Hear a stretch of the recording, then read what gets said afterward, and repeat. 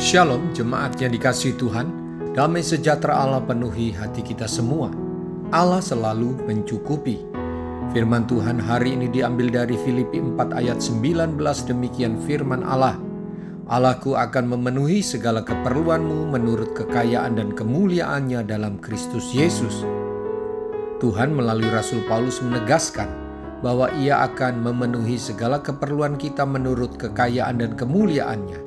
Ini bukan hanya berkaitan dengan hal rohani, tapi berkaitan dengan keperluan atau kebutuhan jasmani. Keperluan yang dimaksud pada ayat ini adalah hal yang berkaitan dengan materi. Ketahuilah, Allah Bapa kita memberkati kita secara rohani, tetapi juga secara jasmani. Jadi, jangan khawatir akan apa yang kita perlukan. Allah pasti cukupi.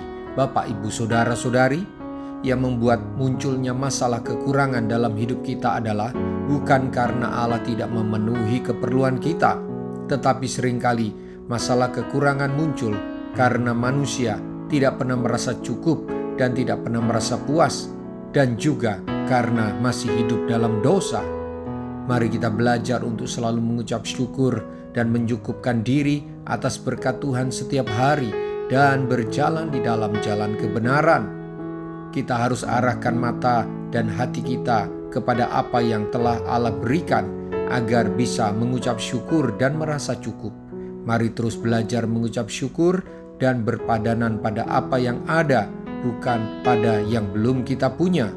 Roh Kudus bisa menolong kita untuk selalu bersyukur sehingga kita tidak merasa kekurangan, dan apa yang Allah lakukan dalam memenuhi kebutuhan kita dapat kita hargai dan kita terbebas dari kekhawatiran akan hari esok. Mari kita berdoa. Tuhan Yesus, terima kasih buat perhatian-Mu kepada saya dan keluarga. Ampuni saya jika selama ini sulit bersyukur, sebab saya menginginkan lebih dari apa yang telah Engkau sediakan, dan saya masih jatuh bangun dalam dosa, sehingga berkat-Mu belum sampai kepada saya. Sesungguhnya Engkau tidak pernah lalai mencukupi kebutuhan saya. Sayalah yang membuatnya menjadi tidak cukup, sehingga saya merasa miskin dan kekurangan. Ampuni saya, anak-Mu ini ya Bapa.